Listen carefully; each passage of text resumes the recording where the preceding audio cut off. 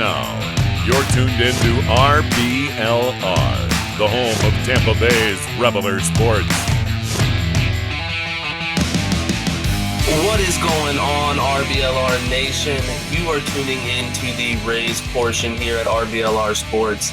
I am your host, Zach Blaine, and here with me, my co-host, one of my favorite Rays people to talk to, Mr. Ben Whitelaw. How are you doing, brother? Hey, what's up, Zach? How's it going? Oh, it's going great. You know, we got a 4-year-old birthday party today. We got Elf on the Shelf showed up last night. It's just been a great weekend already. Yeah, I mean, we've got that stuff. I don't know about any birthday parties right now, but I do know the winter meetings are over, so we got a bunch of news. I don't want to say a whirlwind of news, but it was like a strong breeze, I guess. Might be a better way to put it. So Yeah, we got some good stuff to talk about. I think that's a good way to put it. So yeah, let's just go ahead and start off. Do you want to start off with listener questions, or you want to start off with the news at the winter meetings? Yeah, I mean, we can get more into it later, but the Rays traded Brooks Raley for left-handed pitching prospect Keyshawn Askew. It's either Askew or Askew. Either way, he's really good. And then they actually kind of technically somewhat grabbed someone in the Rule 5 draft, so that was interesting because that was surprising. Unexpected. Yeah, they haven't really done that in like years, so we'll talk about him. But yeah, we'll get into some listener questions first because I know that's what the people want. So our first question that's not really a question is from Twitter user @GmanChungus. It said, "I want Joey Gallo." So not a question, just what he wants. I mean, and that's a fair want. I think Gallo has had his issues, so I think he would be. I normally he would be cheap. I want to say he'd be cheap, but this market is just insane. Yeah, it seems like he's going to be closer to 20 million than 15 million a year, honestly. If they can get him cheaper, that's great. But yeah, I think he's going to be a little expensive. But he'd be cool. Next up, we've got. I thought this was the same person because their pictures are really similar. But this is from @JustinFieldsFan. He asked about our favorite Rule 5 edition. I mean, they made one edition in the Rule 5 draft. So, I mean, I'd have to go with Kevin Kelly. I mean, they made some minor league editions, but those guys rarely turn into anything ever. They barely ever make the majors. So I won't, put too much pressure on him. But I don't know. Did you like Kevin Kelly? Yeah, I think as surprising as it was looking at his stuff, I think he's going to stick in Tampa, and I think he's going to be very good. Yeah, he seems like he's pretty solid. Maybe he's going to be on the major league roster because he's a Rule 5 guy. So like he has to stick for the season. If they, send him to Durham, he would get offered back to, I guess, the Rockies because they have his rights now, but maybe Cleveland. I don't know. It's really complicated, but he's probably here to stay in Tampa for at least this season. Yeah, that would be my guess, and I wouldn't be surprised to see him longer because his stuff kind of fits in perfect with what Tampa does in the bullpen. Yeah, I like his arm angle and all that stuff. So, but yeah, I have some numbers on him. We'll talk about him later. Next question here from Justin Fields fan is Max Kepler a good target? I'm assuming trade target, not like a target practice target. I think that might be a good assumption. I have a hard time with him. He is, in my opinion, he does kind of fit under that marquee player, like big name. I don't think he's produced as well as he could. So I think him coming to Tampa could maybe be good for him and us. So I would go for him, I think. Yeah, I think he's got potential, especially in like a platoon role, like on the long side of a platoon in a corner outfield or DH spot. But he really hasn't hit for a ton of power like he used to when we had juiced balls. So, yeah, I'm a little. He's not the highest on my list, but I wouldn't be upset if they missed out on other guys and then ended up settling on Kepler. I think he's fine. Yeah, I would be happy if we got him, but I wouldn't be disappointed if we don't at this point, I think. Yeah, me neither.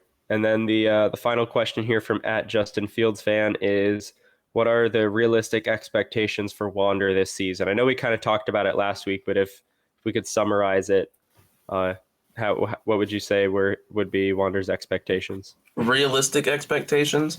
Greatest baseball player of all time. Perfect. No, I think realistically, maybe I'd say top 10 shortstop in baseball.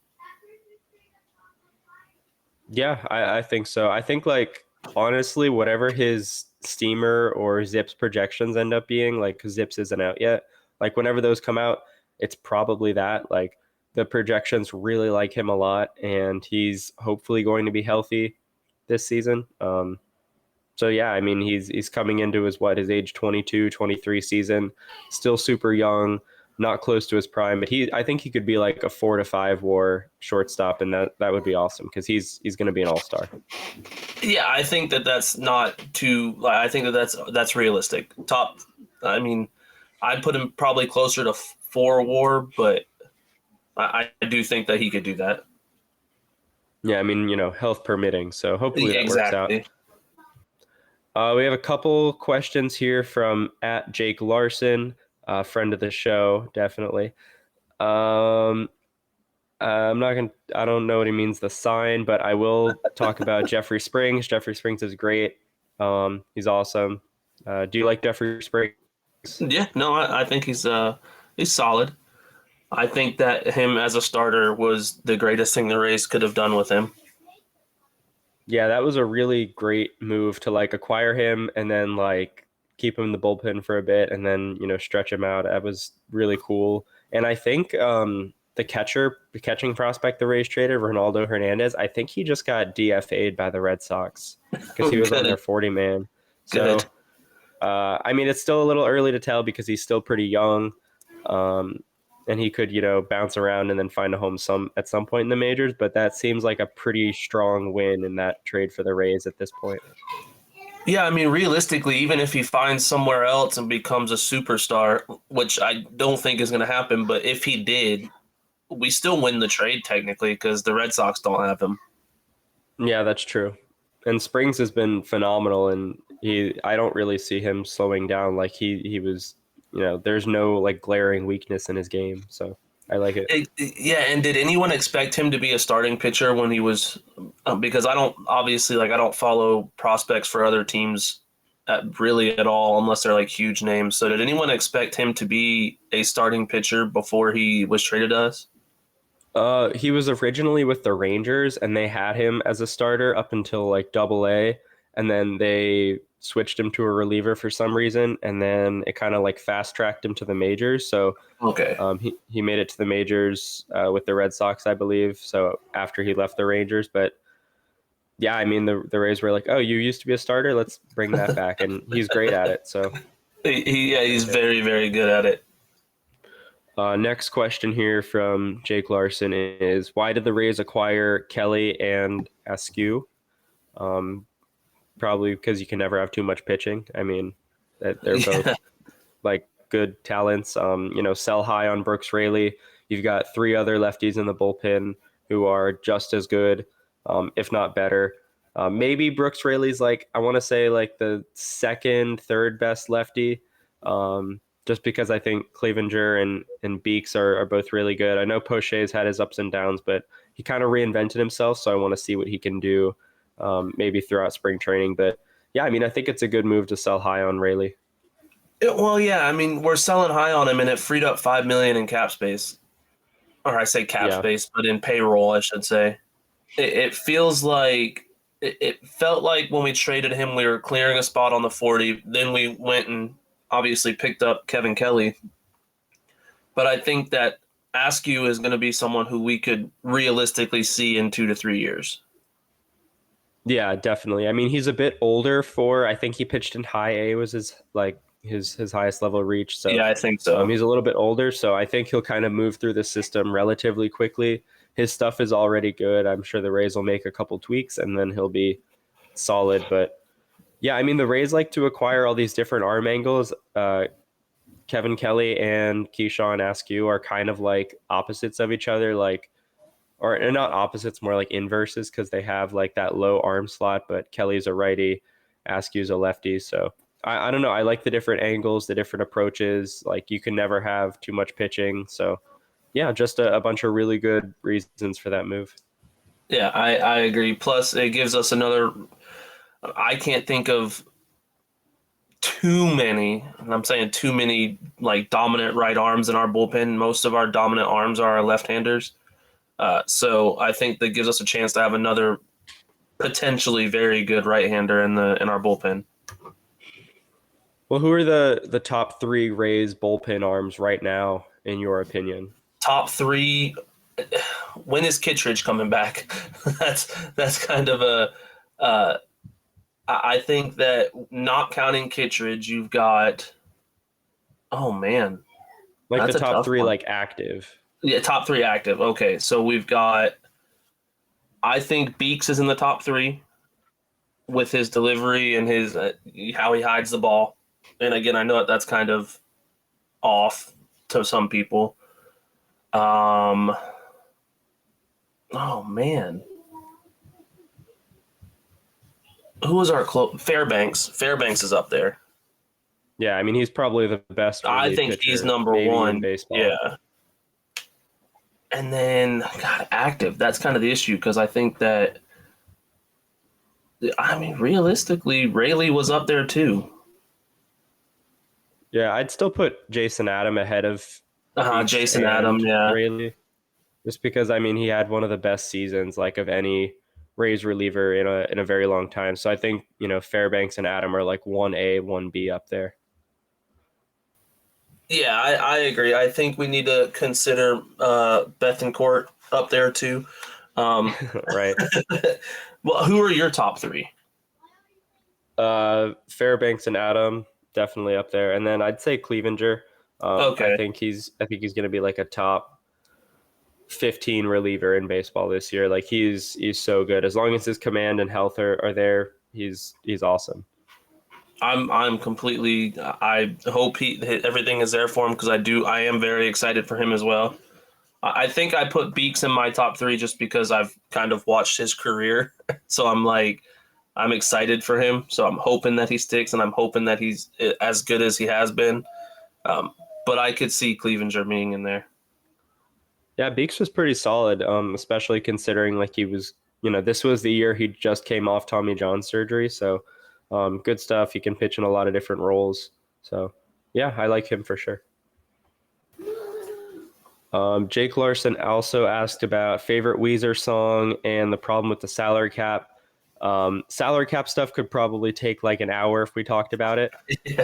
So I don't. I don't know if I want to open that up right now. It might not be a good idea to open up now. I think I opened that up with Jake in a group chat because I brought it up. All I'll say on salary cap is as much as people say it hurts the players, I think that it makes the game more evenly matched, and I think that's why a majority of other major league sports, at least in the U.S., have a salary cap. Yeah, I mean, it definitely helps with overspending and competition for sure. Like, it keeps everybody like relatively competitive. I think a salary floor would also need to be implemented if a salary cap comes into play, because there are teams that would just, there's a salary cap, so we're going to spend like 50% below it. So definitely need a salary floor. Help some guys get paid a little bit. But yeah, that's like maybe that's a topic for when we're scrambling for things to come up with in like January. I think that it very well should be, because I am very, what's the word I'm looking for? I have a very strong opinion on that topic.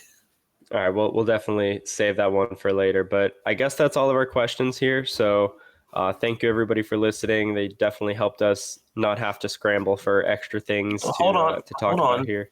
No, we didn't get your favorite Weezer song.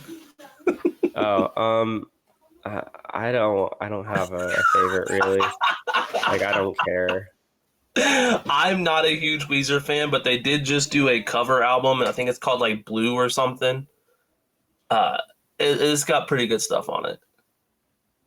Yeah, I mean, I feel like it's good. I mean, they're not my favorite, but it's good. Like, kind of you're doing something else, so let me put this music on, kind of music. Yeah, yeah.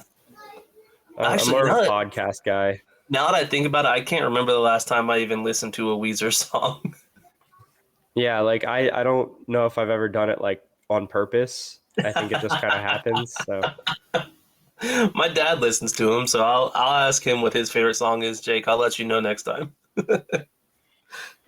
but yeah, thank you everybody for these questions and whatever else some of these things where I don't really know how to classify it, but we appreciate it. So if anybody has questions, comments, concerns, thoughts, hypotheticals, whatever, follow us at RBLR Sports on social media and stuff like that. Send us these questions. Send me them personally, handwritten letters, DMs, replies, whatever, postcards, message in a bottle.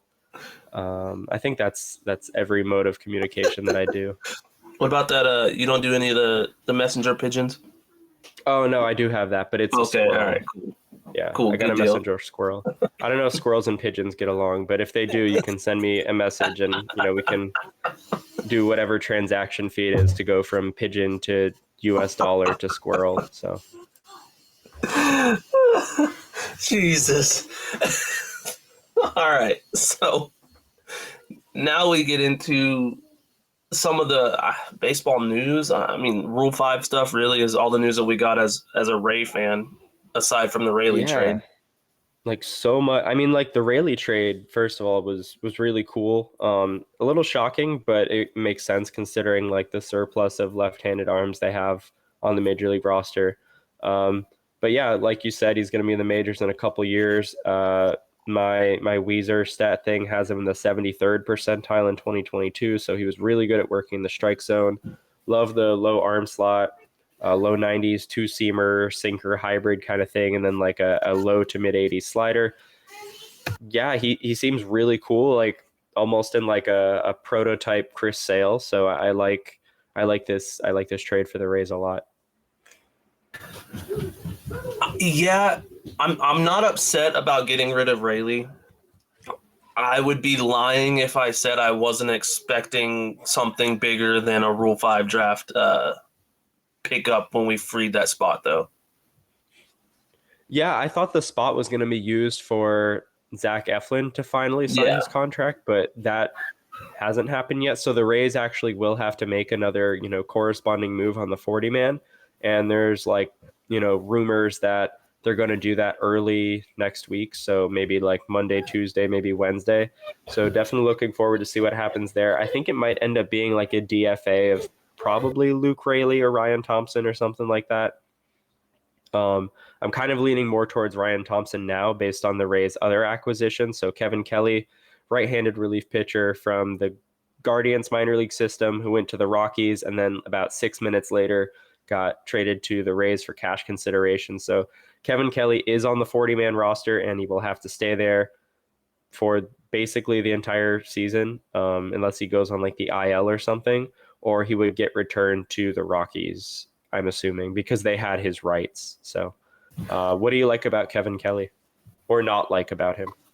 I mean, there's really nothing that I don't like about him. I think that he fills a role that, I mean, Tampa is always going through pitchers, whether they're hurt or phantom IL stints. It just seems like we are always in need of a pitcher in some capacity. So I don't think there's anything that I don't like about him. I just was more, when we got him, I was expecting more of a splash, I guess I should say. Yeah, it definitely, he's not like a big name, and he wasn't like high on my radar before the Rays acquired him. Like I knew who he was just looking at, like different stats across the minor leagues over the last couple of years. And one of the things I really like about him is 87% of his plate appearances from 2021 to 2022 ended with either a ground ball or a strikeout. So like that's crazy. Like the vast majority of the hitters are either striking out or hitting a ground ball against him, and that's in the 98th percentile of all minor league pitchers who threw at least 100 innings over the last 2 years. So he's really, really good. He's actually really similar to Askew in the way that he throws a low 90s sinker, low to mid 80s slider. just really good stuff. He kind of looks like Ryan Thompson in his delivery, but Ryan Thompson also has like close to an 8-foot wingspan, I believe. So like he gets a lot more of a horizontal angle and a little bit more extension. So Kelly's still really good. Much better command, I think, than Ryan Thompson too. So yeah, it'll be nice to see what Kelly can do. And he also has the health on his side, whereas Ryan Thompson's been injured kind of on and off. So good depth and maybe, the potential for something more. Yeah, and that's why I love doing the show with you, because I don't follow the minor leagues as much as you do. I'm more of just a major league guy. So I think that I didn't know anything about Kevin Kelly until we traded for him and I looked his name up.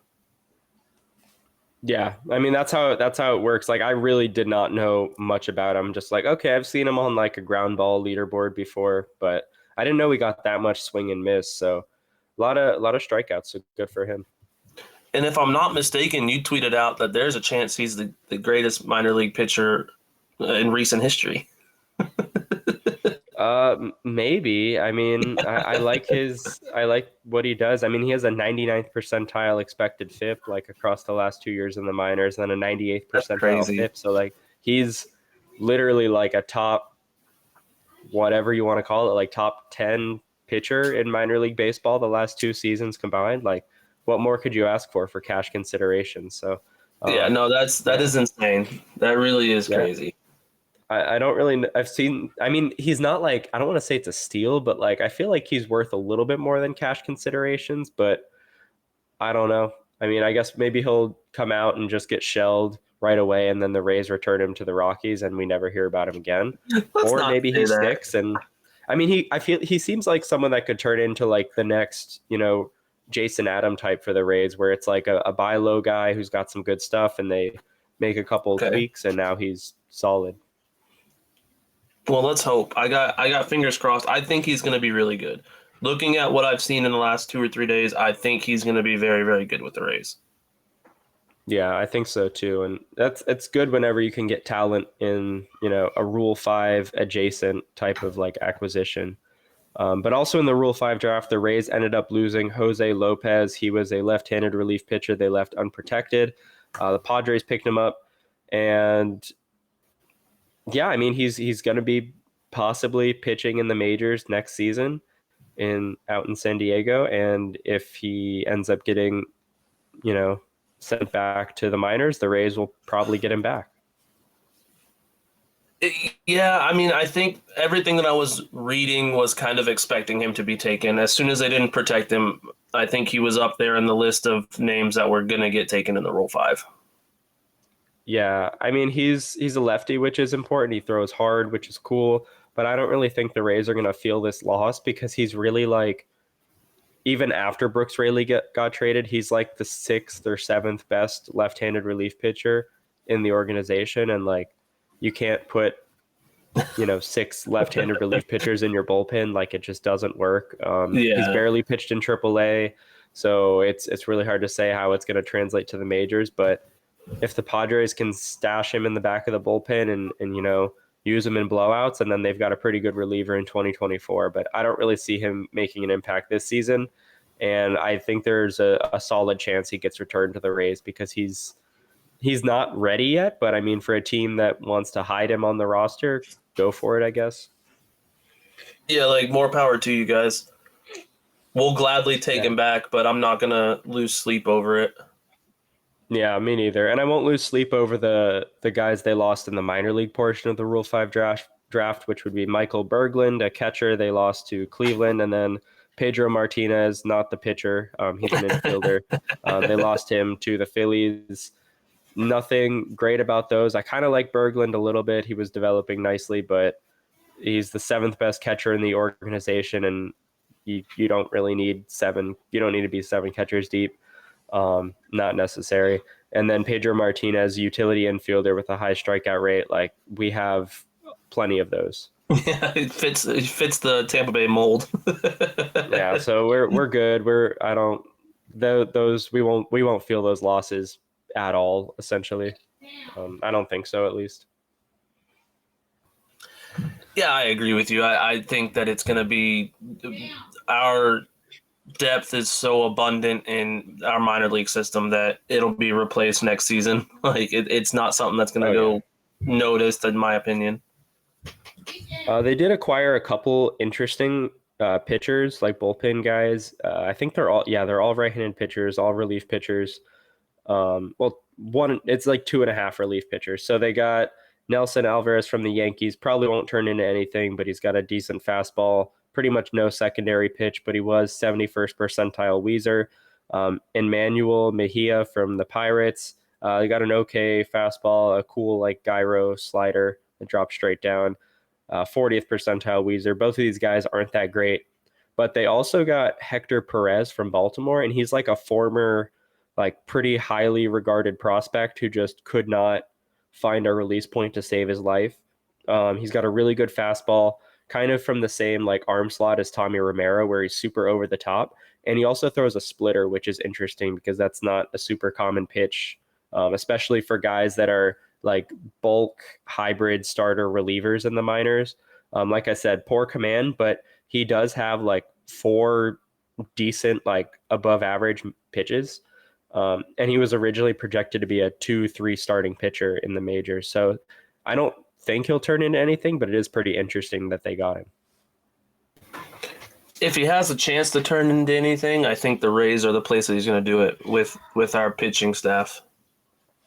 Yeah, definitely. And something also I found on him is that he had a lot of success in the minors pitching behind an opener, but that was before like an opener was a thing. So Yeah. he kind of fits like the Rays type of reclamation project thing where they're going to bring in someone and see what they got. But Rule 5 minor league things, like the minor league portion of the Rule 5 draft, those players pretty much never turn into anything ever. Ryan Thompson was a minor league Rule 5 guy, but that's the only one I can think of off the top of my head who actually like did something like okay in the majors, and even he's not that great anymore. So he probably won't be anything, but maybe he will be. Who knows? How does the minor league Rule 5 stuff work? I'd be lying if I said I knew like the ins and outs of the minor league Rule 5 stuff.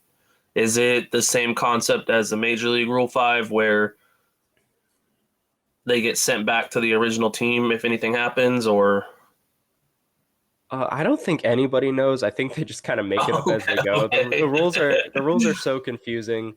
You can like take a guy and then put him at any level in the minors on your organization. I think you don't have to send them back ever. I don't think the teams would ever want them back because a lot of the times the guys that are picked are like, just low value prospects or, farm hand guys. Like it's gotcha.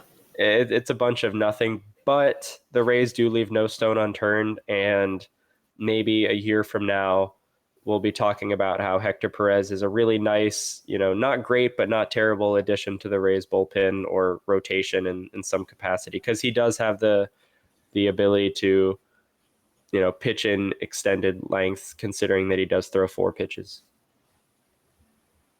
I think that could be very interesting. I think that it's exciting to me. Yeah, I mean, it's cool. It's like a high risk, high reward move, and who doesn't like to gamble? I think gambling is cool. Everybody should be doing it as much as possible. I think it's really healthy. I think we need to get sponsored by like DraftKings or DraftKings or BetMGM or something. Yeah, like at RBLR Sports, we love to gamble. But if you don't like to gamble and you want to play it safe, you can go over to shop.rblrsports.com, and you know what you're getting when you go there, because you're going to get a great shirt, a great team-inspired design honoring our favorite teams from baseball to football, hockey, soccer, you name it, we got it. You know what you're getting when you go there. So it's not much of a gamble, but if you do like to gamble, you can close your eyes on the website and just start clicking things and add it to your cart. So that might be cool. Yeah, no, I think that it'd be even cooler if they went over there and used the promo code FLAPPY, FLAPPY, and got themselves 10% off whatever they order. Yeah, and like our producer said, you can look good while you gamble in your new RBLR merch. Okay, so it's not legal in Florida, so all of our non-Florida listeners, you know what to do. If you live in Florida, just don't say, like, you can gamble, but don't tell anybody. NordVPN. Yeah, get a VPN to fuel your gambling addiction, and you're set.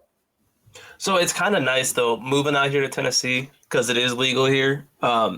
I had never really got to gamble on sports, like aside from just, hey, I bet you $20 that Tampa beats Dallas.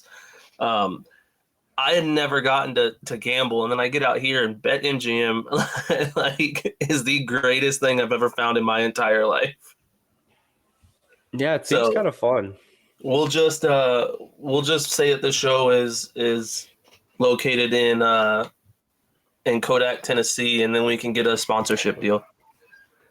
Yeah, that sounds good. Maybe if we record in like international waters, we can do something with gambling.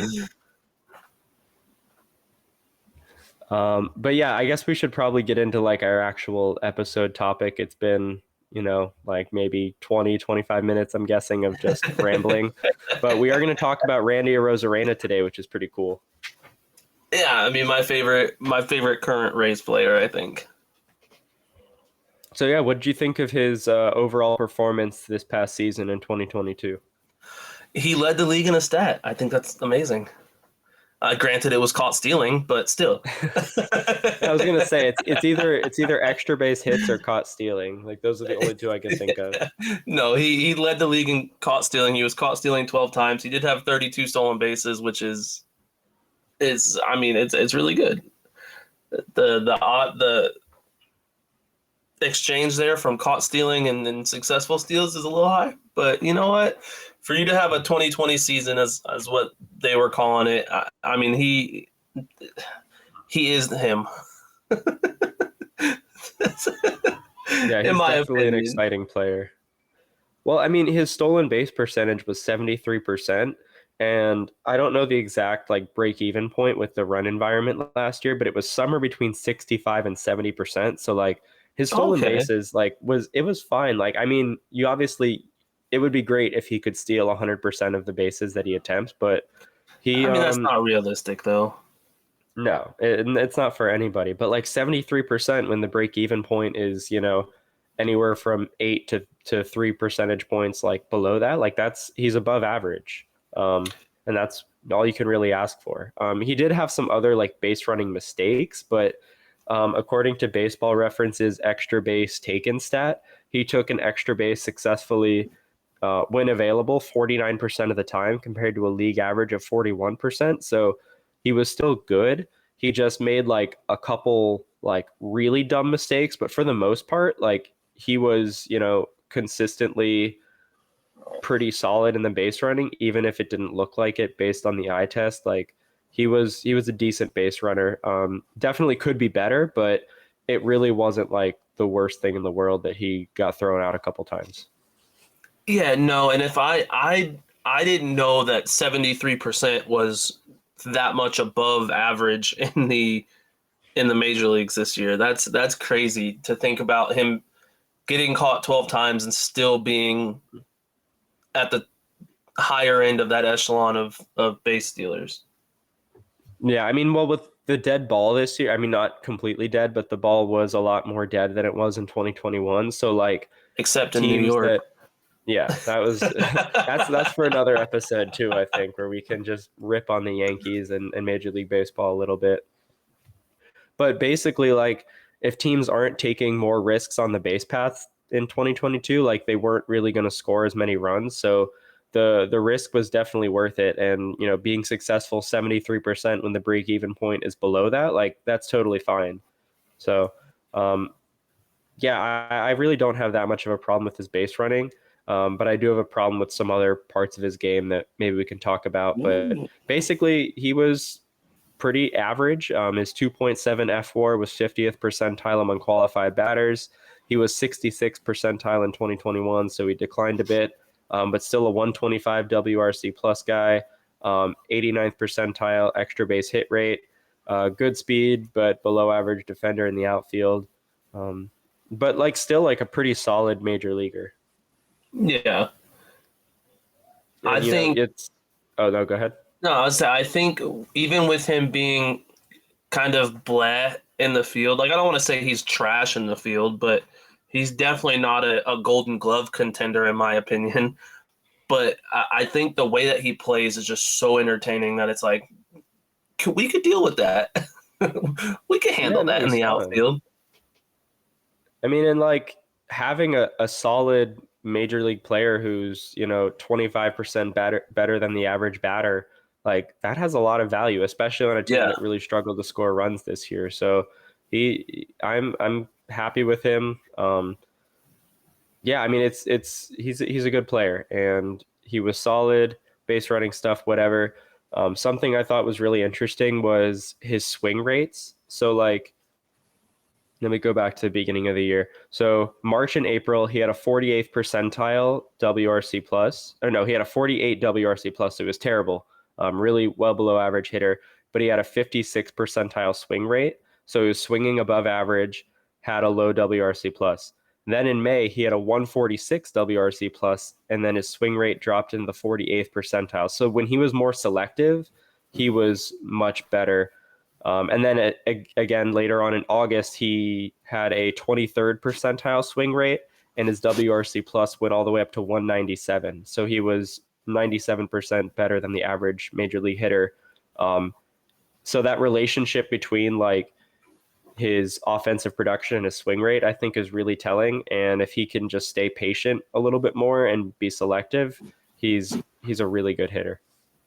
So that was my question out of that was, do you think that this is something that if he brings that into next year at the start of the season, do you think we see an even more impressive season from Randy next season?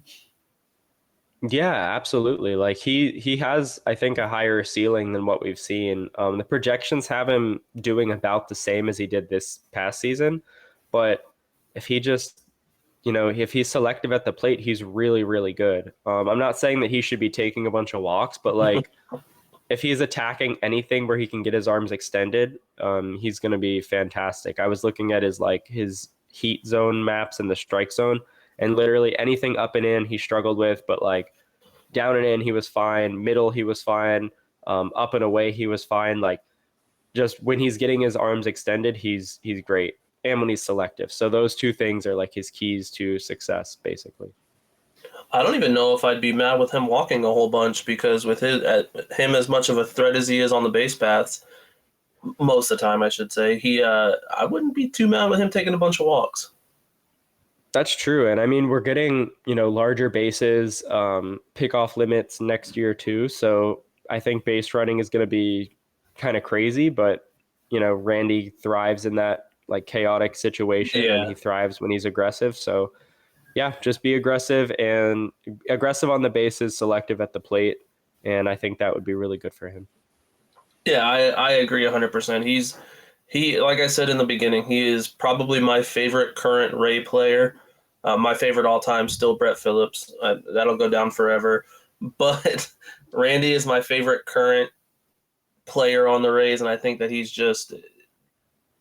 I'm not looking forward to like when we have to come to extend him because I'm nervous on that already. Yeah, I mean, would you give him? I mean, I guess you would probably give him a contract extension because you're a big fan. But do you think they'll give him a contract extension? We have control of him until like 2027, don't we? I think so. I'll look it up real quick. Because I remember being surprised because I was having this. It may have been on air. If it wasn't on air, I was having this conversation in the group chat or something, and I think we have team control until 2027. So, do I think he gets an extension now? No. And I think that if we can keep him through through 2027, then at that point, age is going to become a factor. And I think that we can give him an extension, but it won't be what he would get, say he was a free agent right now. Right. No, that makes sense. And he is under team control through 2026.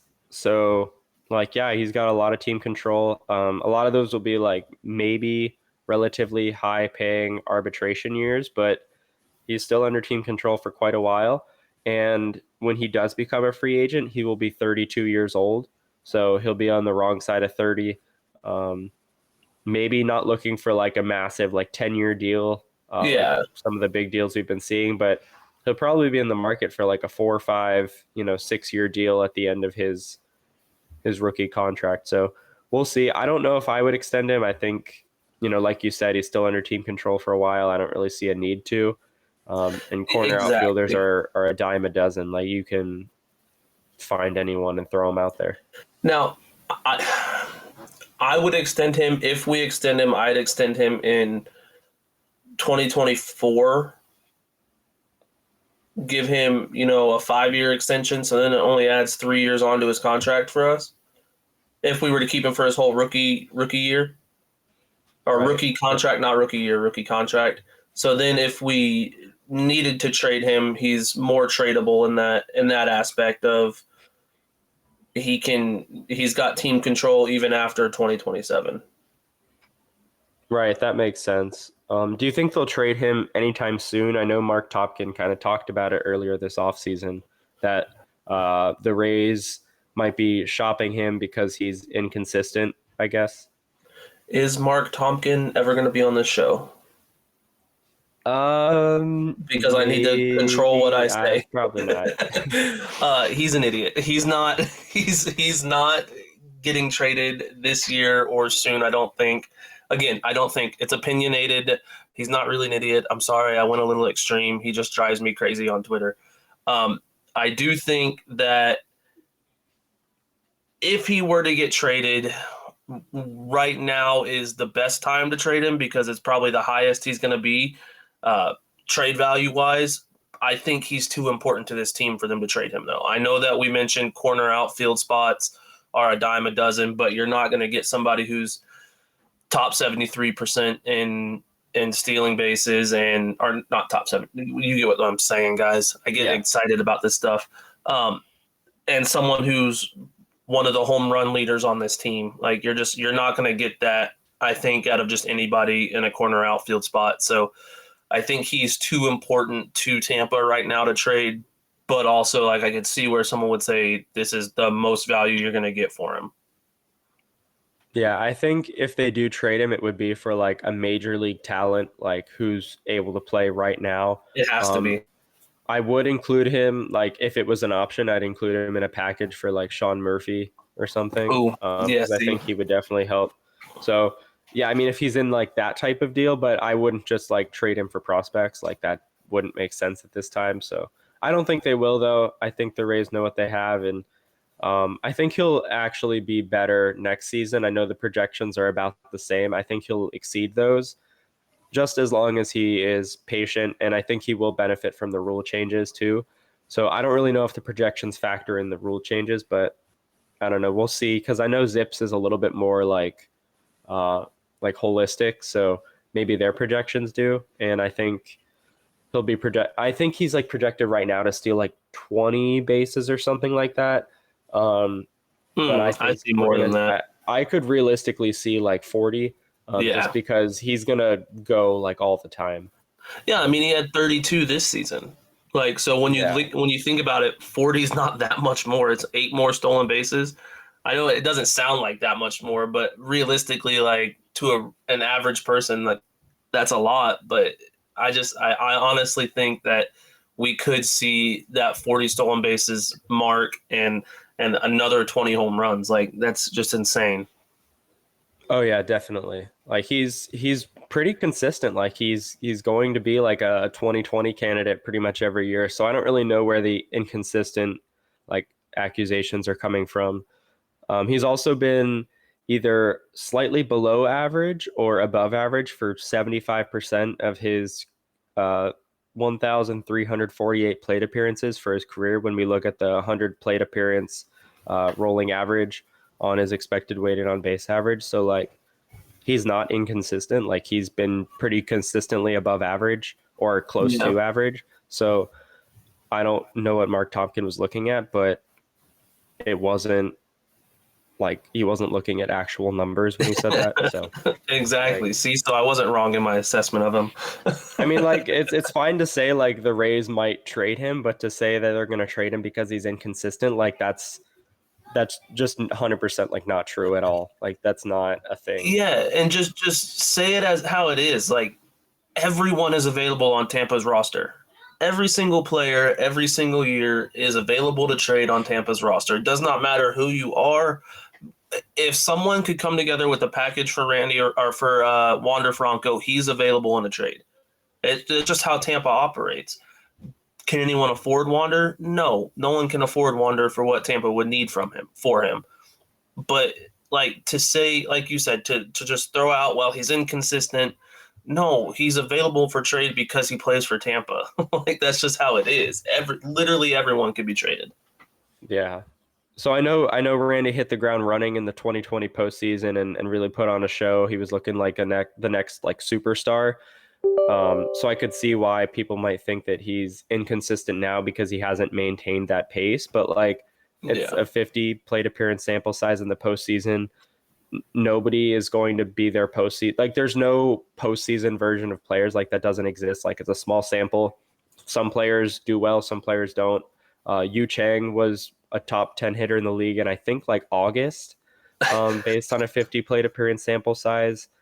So I like, miss him.